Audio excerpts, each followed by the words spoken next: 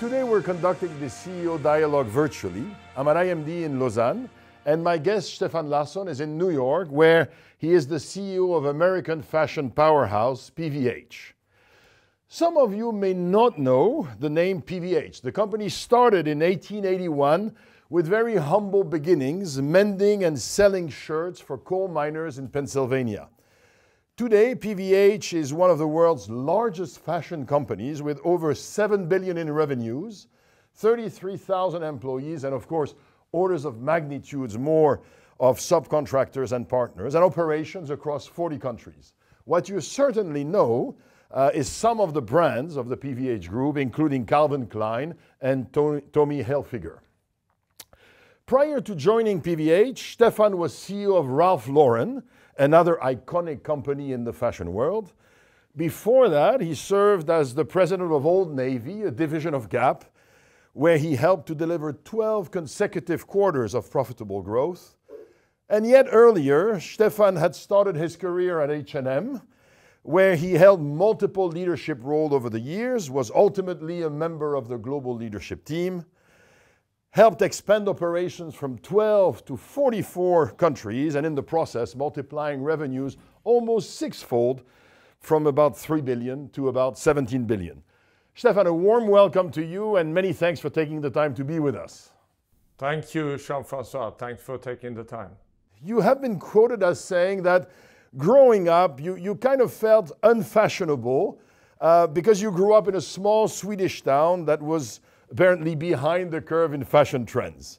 Now, what do you remember from your formative years, and what led you to the world of fashion? I was definitely unfashionable. It was more than a feeling. It was a reality. What really formed me early on was both my parents are from a low-tech Silicon Valley type of entrepreneurial region in Sweden. So I grew up being very influenced by that. So I remember starting my own business when I was 11. But I reached out to a plant seed producer and put together an assortment of plant seeds in the spring. So after school, I took a box, I put my assortment together in the box, and I biked around the neighborhood and sold plant seeds. And that's how I got started. That was very much something that came from how I grew up and where my parents grew up. Then you spent 15 years at H&M, where you rose to the very top of the organization. So, first question on this, what was the secret? What made you so successful at H&M? Maybe the two most important drivers had nothing to do with me.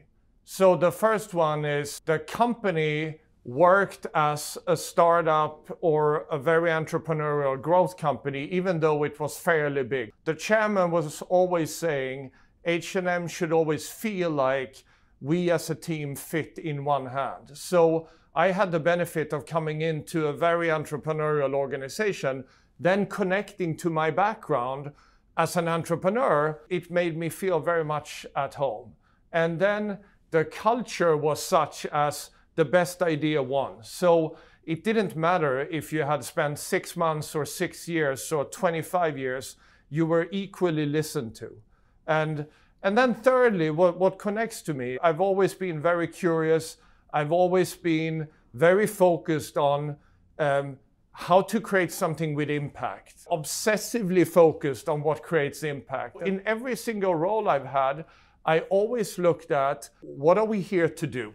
Really, really, really diving deep, and then simplifying and identifying those 1, 2, 3 things that matters, and then plan it out and go after it. You said it was a company where the best idea won. All of us who are listening to this today know that there are few companies like this. What helped this company, H&M, to at the time be able to say, you know, irrespective of title or politics, the best idea wins?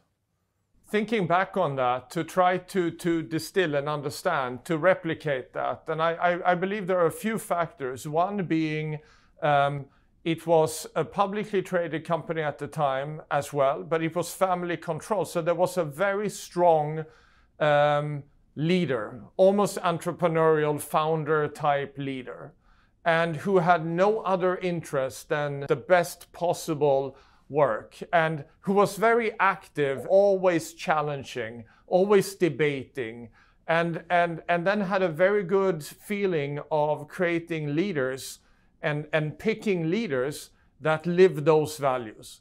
And sometimes I look back because I see some of those leaders created enormous value. If I look at how we look at leadership today and assessing everybody and trying to find the right leadership model, it's very far away from what created the greatness at H&M, because the way the leadership recruiting was done at that time was if you were really good, you got given the opportunity to lead. Looking back, it's the combination of a very strong owner and an entrepreneurial founder-like leader in combination with the ability to pick leaders who embodied that culture, who had the fearlessness of saying every day, we don't know, but eventually we'll find a way. Now then you left H&M and you went to live in the US and you took over Old Navy, a division of Gap. First,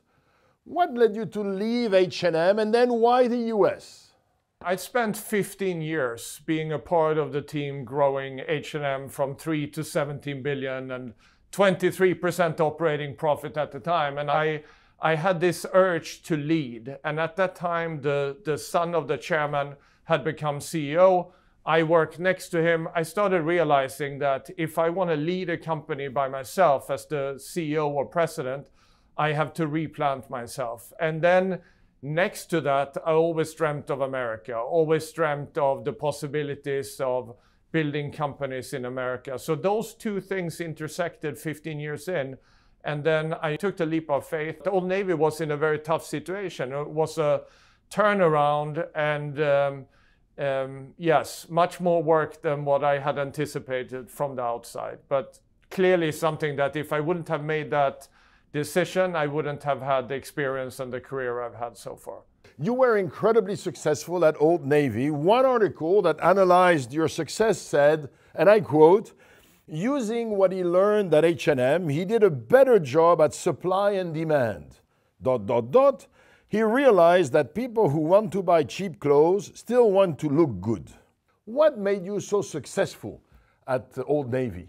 Yeah, first and foremost, I always see it as we were successful. My contribution to that, if I look back, was I've always led in a very systematic, repeatable way. When I come into something, whether it's a new role or new company, I create a fact base.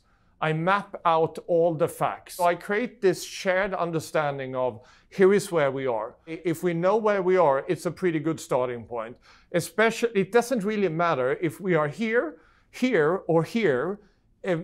As long as you know where you are on the map, then you can set out the direction. We set the vision, and the vision was based on the original vision that I found in the archives that very few had looked at for 6-7 years prior when I came in. We mapped out the fact base, we set the vision, we set the value creating plan, and then we started coming together and executing around that. And it sounds simple, it was not very simple. The biggest challenge was culturally. We set certain ground rules. Let's redefine failures to learnings, and please, please, please learn new things, not the same thing twice. And then it became like we created kind of a positive culture. We were able to create an environment and a culture that thrived in learning and outlearning the competition. One of the things that strikes me in what you said is you managed to shift the attitude from, let me explain to you why what I did was okay, so a more of a defensive attitude to, look, if it wasn't okay, as long as I'm learning from it, let's progress. So something which was more forward-looking. Yes, and that's also learning I had coming from Scandinavian culture where nobody walks into the office with a fear of being fired. You have to take the fear out by saying, it's okay to make mistakes, just not the same over and over again. So then you left Old Navy to succeed Ralph Lauren as the CEO of the Ralph Lauren Group. First, upon the announcement, I just happened to check this, Upon the announcement that you were leading Gap to join Ralph Lauren, the Gap stock dropped 3% and the Ralph Lauren Corp stock went up 5%. I guess one of the questions I ask myself is how does that feel, and does that create pressure for yourself when you see the one you leave going down and the one you join going up? I've always looked at it as a sign of that there is belief in me as a leader, but from investors. I haven't been carried away, and I mean, people call me and say, do you realize how much value that was just created? And I haven't thought about it that way. I think about it as it's a positive sign as long as that happens, that there is trust and belief, and that is important. Then I just get down to business. Does it mean that when you look at the stock price, you are not as obsessed about it as some American CEOs sometimes are described as being? I'm obsessed with the stock price as an outcome over time. I want to drive shareholder value over at least a 5-year period. That's how I look at it. So I want to make sure that what we do today is building the foundation to win with the consumer and drive sustainable, profitable growth for the next 3 to 5 years. That's my perspective. So no, I'm not looking at the stock price from a date. I look at it, but there is so much outside our control. And I also have seen multiple examples of when CEOs or leadership teams become focused on the next quarter without having that long-term view, taking profitable, sustainable market share. And that's what I'm obsessed with. And then over time, when we do that effectively and efficiently, the stock price will follow. So what I'm hearing is very clear strategic vision and perspective and very strong execution, focus on the process on a daily basis. And I think what's really important is the mix, what you just said, with being very, very clear on directionally where are we going and which areas are we going to win and create value in. And then a maniacal execution focus, like cutting through whatever needs to get cut through to execute. And that's the balance. Going back to Ralph Lauren, you stayed a bit less than 2 years there. Can you speak a little bit about these 2 years and what you learned from this experience? Succeeding an iconic founder and creator like Ralph was, of course, an unbelievable opportunity. And the learnings I had during those 2 years have been critical for me. Now, sometime later, you were approached to become the president of PVH, serving under another long-serving iconic CEO. Now, since then, you have become the CEO, but you were, I think, for about 18 months, the president of PVH. How did you approach that new chapter?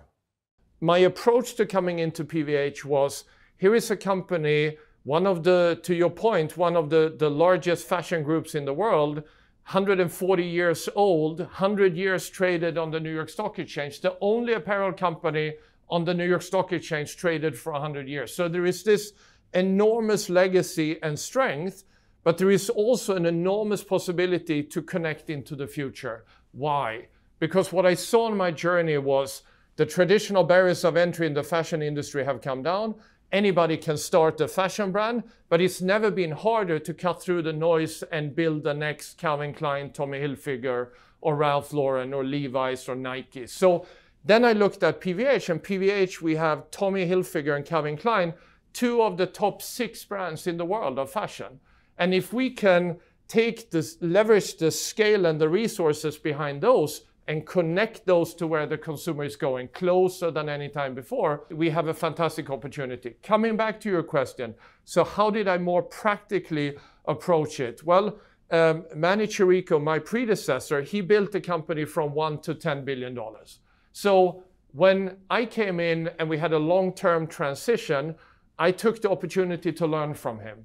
So we worked side by side for the first 6 to 9 months, and we traveled the world, and I basically did my learning journey, but within PVH. I created that fact base.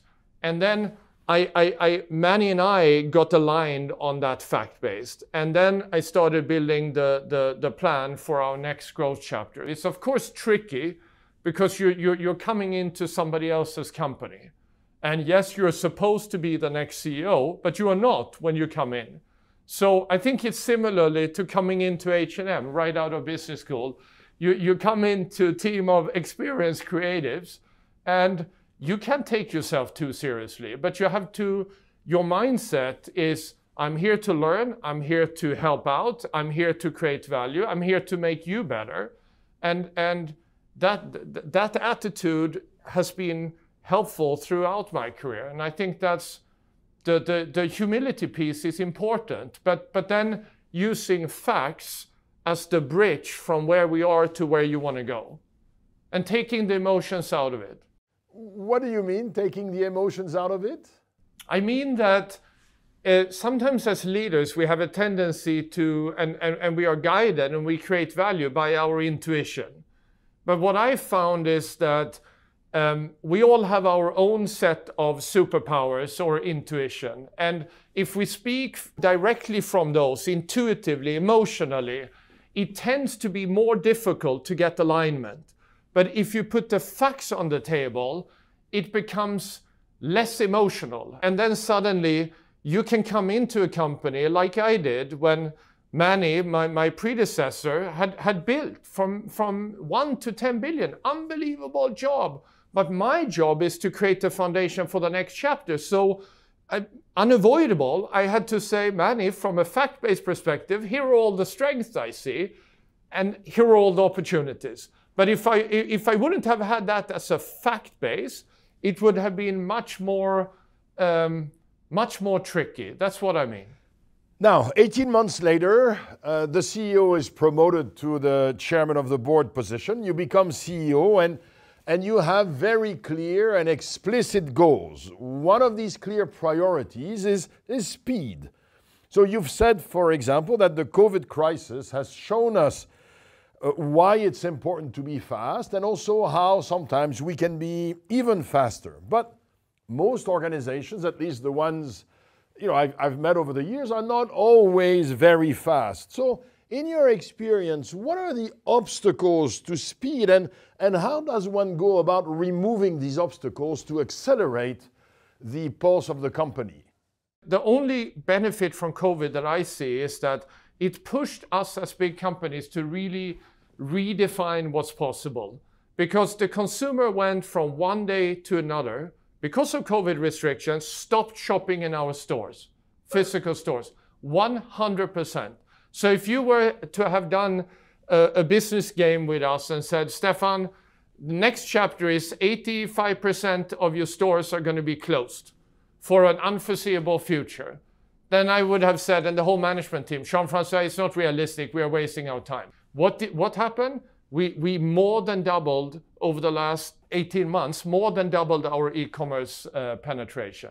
So we went from less than 10% to today over 25% penetration. So to me, again, it just showed that the power of focus and execution, and that there are so many layers of comfort in a big company, and so many processes and so many routines that doesn't support winning with the consumer. So what I use the COVID crisis as an example, as a leader, when I work with my team, is just to say, again, what did we learn from this? We learned that we could move so much faster. So it's ridiculous the speed that we had the e-commerce transformation. The consumer was way ahead of us. And we said, well, in 5 years we can. No, we did that in less than 12 months. Why? Because we had to. It became priority and not like one of 42 priorities. It became priority because we needed to initially to survive as a company. So how do you keep those qualities in the absence of a major crisis? I believe that we can create a similar result by setting really ambitious goals and objectives. That's another reason you asked me what created the success at H&M, what created the success of Old Navy, what created the the refocus on Ralph. There is one common denominator, the clarity of direction and the clarity of objectives. Because if you set those, suddenly you leave this incrementality mindset. If you ask me what I do on a daily basis, it's that mix between, do we have the right direction, right objectives, and do we execute? Do we actually execute? Now, I'm curious, how do you think of the relationship between ESG-related activities and company performance? Do you see these two things as a trade-off, or rather do you see them as increasingly mutually reinforcing? I often get this question, and some leaders starts with, here is why inclusion and diversity is good for the P&L. I don't start there. I start there because my values, who I am as a person, what kind of society I want to live in, what kind of team I want to contribute to. So that's why it's important to me. Then it is, of course, in the business we are in, our job is to reflect what the consumer aspires to. When they dream of an aspirational Calvin or Tommy world, it is a world that is more sustainable, that is more responsible, that is more inclusive and diverse. So it has to be connected throughout the organization. And that's one thing concretely that we are looking at on how we lead to get impact on ESG. Because even here, I'm obsessed with impact. And it's become increasingly important to me over the years. And I realize the responsibility we have as a company to have that positive impact. And then, yes, we are a business, but fortunately for us in our sector, those two things connect. And as the company CEO, you have to take public positions on ESG topics, and you are ultimately accountable for the achievement of some objectives. But very concretely, there are a great many people located 2, 3, 4 levels below you and located probably all over the world that are making a great many decisions that have ESG implications. So how does one ensure that hundreds of people located halfway around the world, 3, 4 levels below, do the right thing on a daily basis? I believe the answer is perhaps slightly different than what most would expect. One could easily go to, here are all the ways we control it.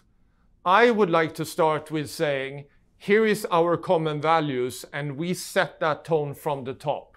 And we lead that way. And we hold leaders and ourselves and our leaders accountable and our teams. So we create a common understanding of why is this important. And we create a culture of where anybody can raise their hand at any time and say, wait a minute, we said we were going to do this, and what I'm seeing here is something different. And then, of course, there is a process and a structure for control and follow through. But I would say it starts with tone from the top, values through leadership, through setting objectives, and that really makes a difference. And then there is a control function in the end. But it doesn't start with control. If you look back over the last 2 or 4 weeks, let's take 2 weeks or a month, and can you give me 1 or 2 examples of either actions or words or things that I would have looked and I would have said, wow, Stefan is really serious about the environment, about society, about how ethical our suppliers are. Can you give me 1 or 2 examples of things that you either said or did? One area that I've been involved in over the last few weeks is our focus on sustainable materials and sustainable products. And a very concrete example is in one of our businesses, we have been able to have over 70% of our products with some kind of sustainability component to it. And in another part of the business, we are far behind that.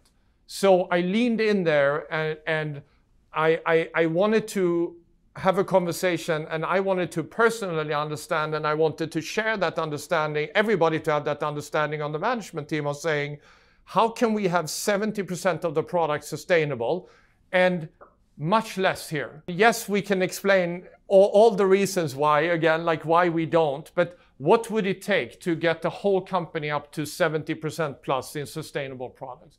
That's one example.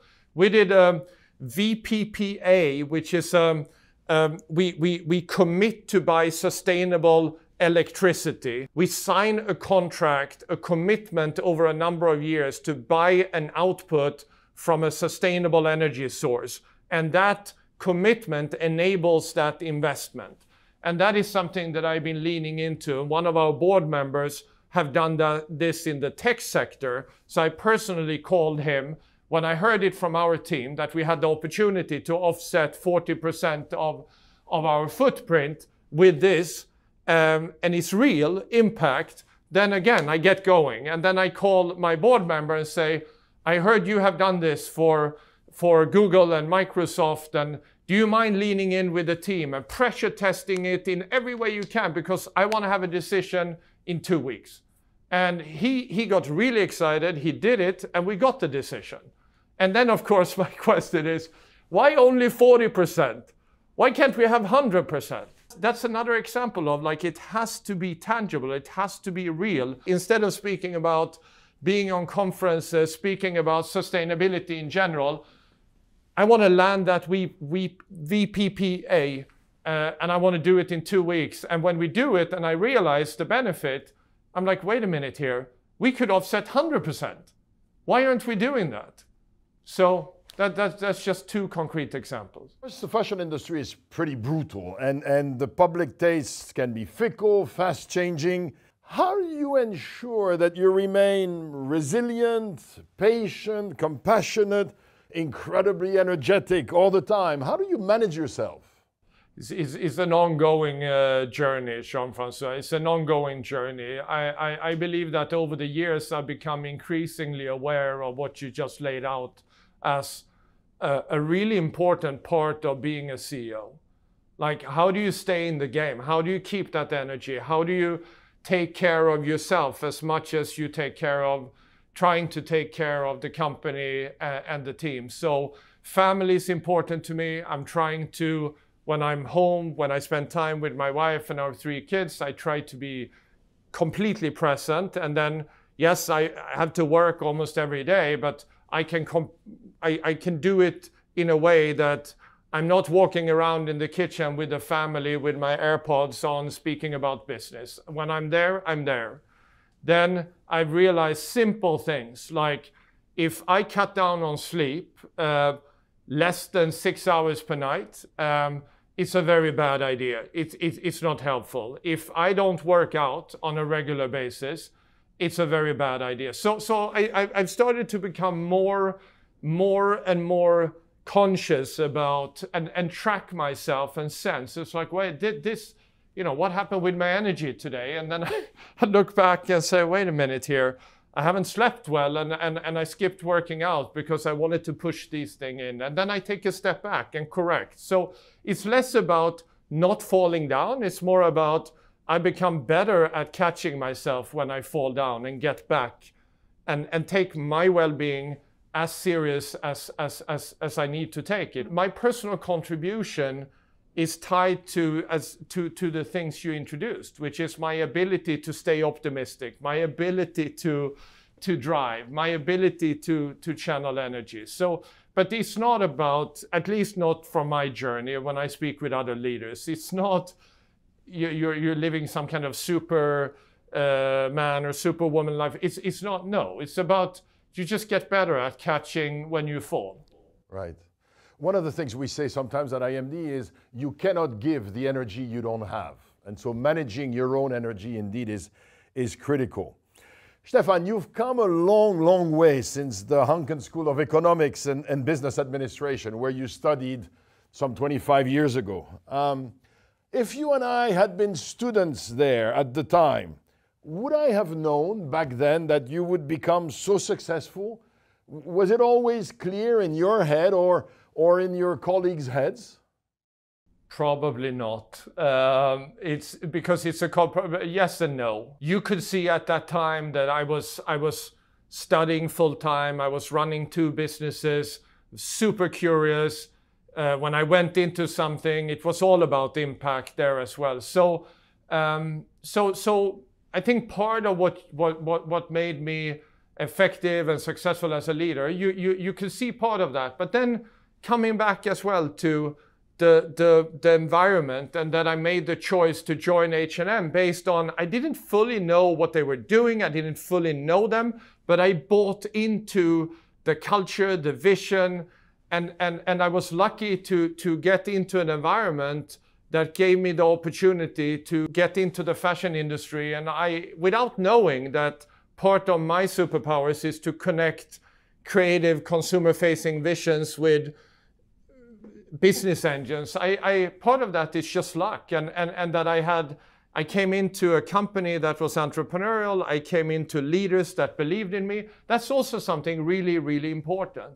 I had leaders that in the first 5-6 years of my career really believed in me. They saw my hunger, they saw my ability to contribute, and they just kept throwing things at me, saying, try this. And then I contributed there. And then they said, well, why don't you try this? Help out here.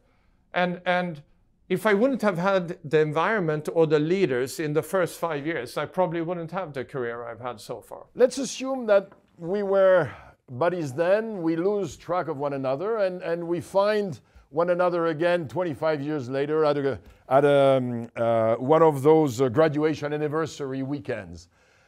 What would I see in you today that wasn't there? So what superpower have you either developed, or what kryptonite have you managed to decrease? How are you different today than you were back then? I believe I was more intense then. I had less understanding of myself and how I contribute the most to building something great with a team. So I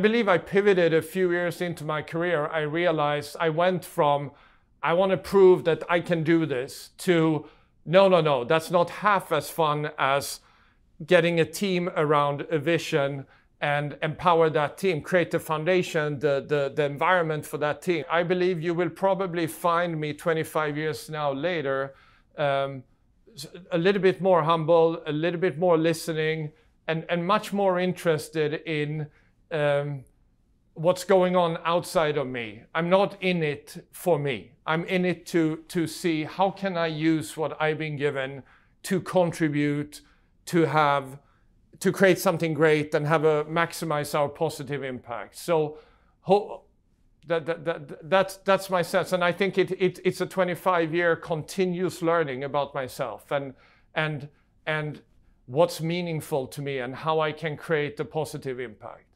That goes way beyond me. And it sounds like it didn't just happen. It sounds like part of it was you reflecting on it. Yes. All the time for 25 years, all the time, continuously. Stefan, thank you very much for making the time to be with us. Thank you also for your candor and for your insights. We wish you all the very best in this new adventure. And of course, many of the folks who are listening or watching us are customers. And so we will also try in a modest way to contribute to your success. Thanks again and all the best. Thank you very much.